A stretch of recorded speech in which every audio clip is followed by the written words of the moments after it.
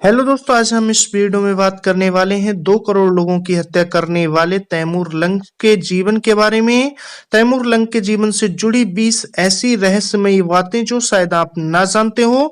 तो वक्त न गवाते हुए वीडियो को स्टार्ट करते हैं। नंबर 1 बताना चाहूंगा, तैमूर लंग का जन्म 6 अप्रैल 1336 में उज्बेकिस्तान के शहर शहर सब्ज में हुआ था। तैमूर के पिता ने इस्लाम कबूल कर लिया था और तैमूर भी इस्लाम का कट्टर अनुयायी हुआ।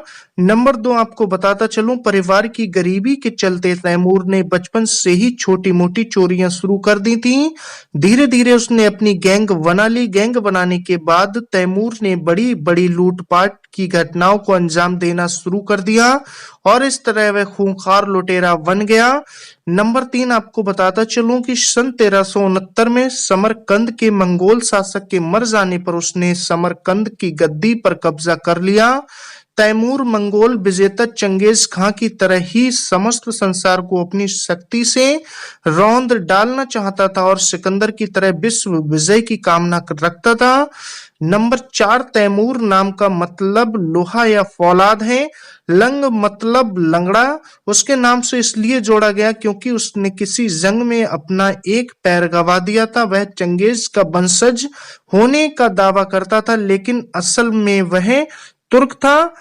आपको बताना चाहूंगा, नंबर 5 तैमूर ने सबसे पहले सन 1380 में इराक की राजधानी बगदाद पर हमला बोला था, जहां हजारों लोगों का कत्ल कर उनकी खोपड़ियों के ढेर लगा दिए थे। फिर उसने एक के बाद एक कई खूबसूरत राज्यों को खंडहर में बदल दिया। कटे हुए सिरों के बड़े बड़े ढेर लगवाने में उसे खास मजा आता था।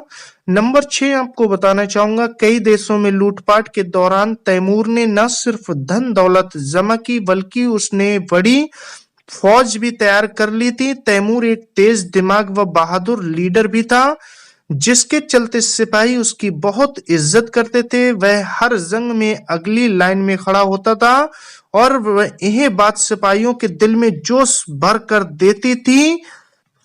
नंबर 7 कई राज्यों को जीतने के बाद तैमूर ने भारत पर हमला करने की योजना बनाई। उसने भारत की धन दौलत के बारे में बहुत कुछ सुन रखा था, तब वो भारत पर हमला करने के लिए आतुर था। नंबर 8 बताना चाहूंगा, शुरू में तैमूर के सेनापति भारत पर हमला करने के लिए तैयार नहीं थे, पर उस वक्त ऐसा माहौल था जब उसने इस्लाम धर्म के प्रचार के लिए भारत में हिंदू धर्म के विरुद्ध युद्ध करने का अपना उद्देश्य घोषित किया, तो उसके सेनापति भारत पर हमला करने के लिए तैयार हो गए। नंबर 9 तैमूर के भारत हमले की पूरी जानकारी उसकी जीवनी तुजूके तैमूरी में मिलती है। जीवनी की शुरुआत वो कुरान की इस आयत से शुरू करता था, ए पैगंबर, काफिरों और विश्वास न लाने वालों से युद्ध करो और उन पर सख्ती बरतो। भारत पर हमला करने के संबंध में वो लिखता है, हिंदुस्तान पर आक्रमण करने का मेरा ध्येय काफिर हिंदुओं के विरुद्ध धार्मिक युद्ध करना नहीं था, बल्कि देश को लूटना और देश में पड़ी दौलत को अपनाना था, और इसी के चलते सारी चीजें लेकर देश से निकल जाना है। नंबर 10 आपको बताना चाहूंगा कि सितंबर 1398 में तैमूर भारत पर हमला करने के लिए समरकंद से रवाना हुआ और सिंधु नदी के रास्ते भारत में घुस गया। सबसे पहले उसने तुलुम्बा नगर पर हमला कर वहां के हजारों निवासियों का कत्ल कर दिया और कईयों को बंदी बनाया, कई मंदिर नष्ट कर दिए।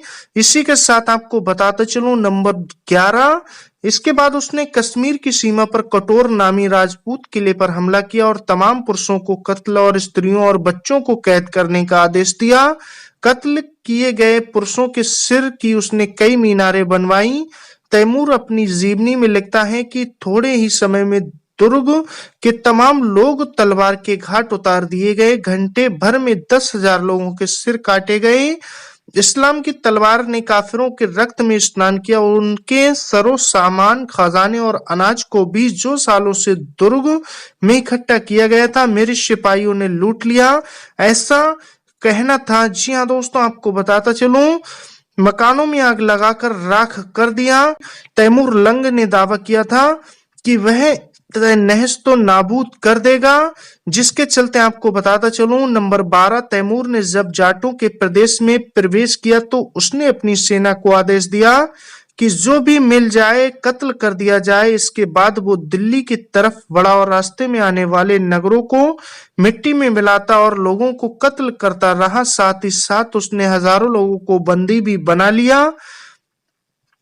नंबर 13, दिल्ली के ऊपर हमला करने से पहले वो लोनी नगर में ठहरा। अब उसके पास बंदियों की संख्या 1 लाख से ऊपर हो गई थी, जिनमें से थोड़े हिस्से ही मुसलमान थे। दिल्ली पर हमला करते समय वो इन बंदियों को कैंप में अकेला नहीं छोड़ना चाहता था और उसने आदेश दे दिया कि सभी मुसलमान बंदियों को छोड़कर सबको कत्ल कर दिया जाए और जो इस आदेश की पालना करने में नाकुर करे उसे भी मार दिया जाए। इस आदेश के संबंध में तैमूर अपनी जीवनी में लिखता है, बहुत सी ऐसी बातें थी जो रहस्यमय ही रही। तैमूर लंग एक ऐसा शासक था जो अपनी क्रूरता के नाम से जाना जाता था। नंबर 14, दिल्ली पर उस समय तुगलक सुल्तान महमूद का राज था। वो एक अयोग्य शासक था। उसने अपनी 40,000 पैदल सेना, 10,000 घुड़सवार सेना और 120 हाथियों से तैमूर का मुकाबला किया, पर बुरी तरह से हार गया और युद्ध के मैदान से ही भाग गया। इसी के साथ नंबर 15 आपको बताता चलूं, सुल्तान को हराने के बाद जब तैमूर लंग दिल्ली पहुंचा तो उसने 5 दिनों तक शहर को पूरी तरह से लूटा और निवासियों का बेरहमी से कत्ल कर दिया। औरतों को गुलाम बना लिया गया और जीवन भर उनका बलात्कार किया। उसकी इच्छा भारत में रहकर राज करने की नहीं थी, इसलिए 15 दिन दिल्ली में रहकर वो वापस अपनी राजधानी समरकंद की ओर चल दिया। नंबर 16 बताना चाहूंगा, भारत से वापस लौटते समय उसने मेरठ, हरिद्वार, पंजाब और जम्मू के क्षेत्रों को बुरी तरह से लूटा और बेसाहब हसाता लेते हुए लोगों का कत्ल किया और भारत में लगभग 6 महीने रहने के बाद वो 19 मार्च 1399 को सिंधु नदी पार करके भारत से चला गया। नंबर 17 बताता चलूं, एक अनुमान के अनुसार तैमूर की सेना ने अपने सभी हमलों और युद्धों में लगभग 2 करोड़ लोगों का कत्ल किया था, जो उस समय की संसार की कुल आबादी का 5% था।